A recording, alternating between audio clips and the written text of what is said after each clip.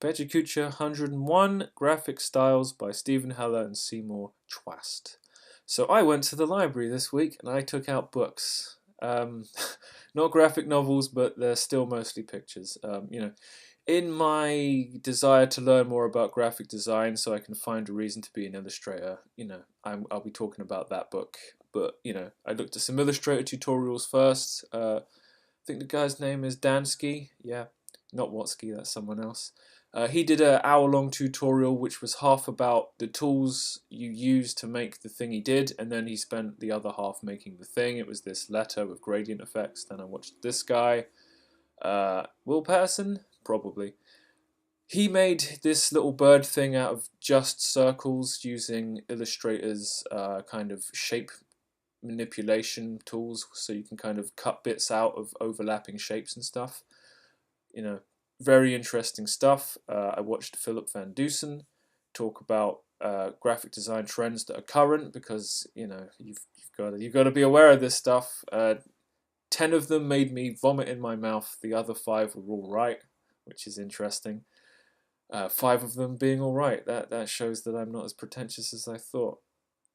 One of the best things to be doing in Illustrator is creating fonts, and I went back to Dansky, and he was creating fonts using geometric shapes. He just cut up circles and used straight lines. A very useful tutorial that helps ground me. And probably the highlight of the week is learning the shortcut command Y, which goes into wireframe mode, so you can see all your paths without any of the interruptions of colors and stuff. So from here I can tell that the circles I laid on in the background aren't aligned with each other, and that was causing me trouble with like the hat going over the circle and stuff like that on the left. So graphic styles. This is a great kind of grounding. It goes from the Victorian age to the 80s, because the book was published in the late 80s, because it's in a local library. It's hardly going to be up to date. It starts with a timeline.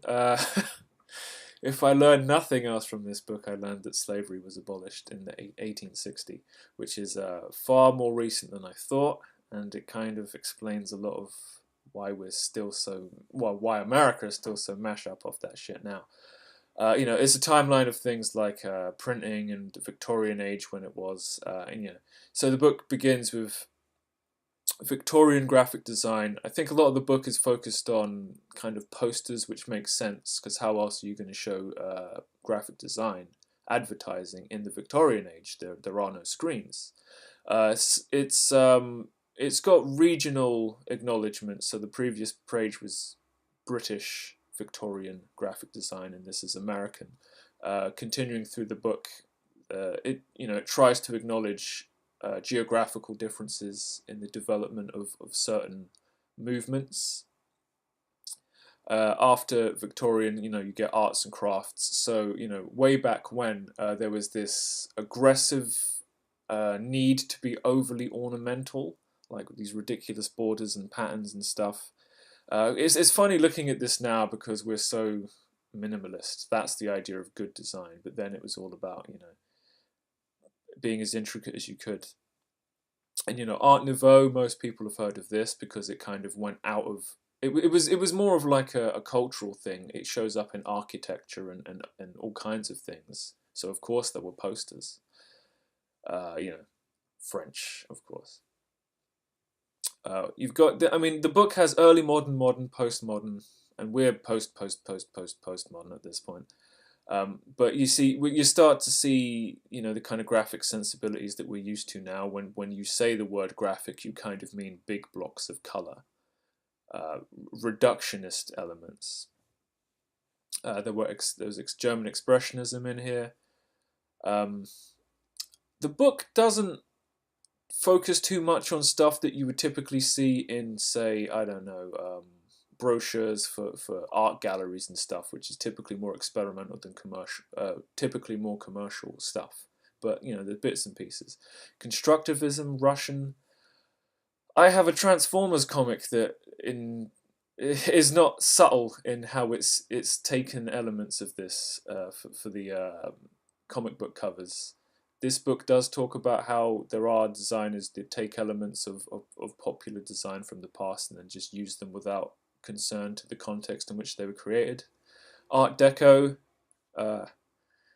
I was looking for the most Bioshock-y page I could find because Bioshock has Art Deco poster design and architecture, because again, this is another one of those things that kind of changed the world, a modernist thing.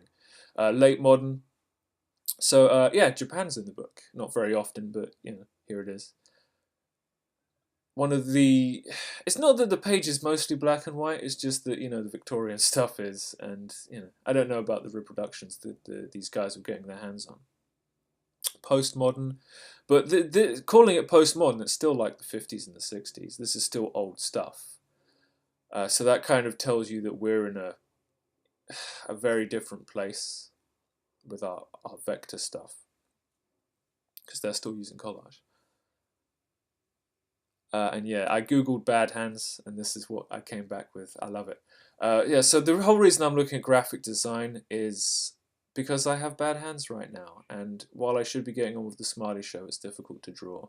So graphic design is all about basically using Illustrator and fixing the lines, like shift clicking and dragging. So it's really not about having to do things and putting strain on your hands, or at least not the same kind of strain. So it's something, I feel like this is stuff I should know anyway. Everyone should know about postmodernism and all of this kind of stuff, because it affects the way we think about stuff. So I've flicked through the book. I've read bits and pieces, but I've got to go through the whole thing, because a lot of the writing is quite interesting, because it does talk about how these art styles originally are innovative and then they get consumed by their corporate use because it is advertising, and then eventually it becomes redundant, like zombie games right now and battle royale games right now. But the trend will go until the next trend takes over. So it's about people as well as the product. So next week I need to keep pushing with Illustrator.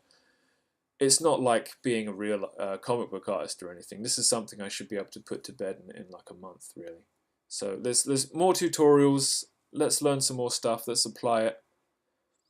And then hopefully, when I finally, the NHS and me are on the same page about my hands, I can get back to doing the Smiley Show. But it'll be as long as it will take, right? So that brings us to the end of Pecha Kucha 101, and we'll see you next time.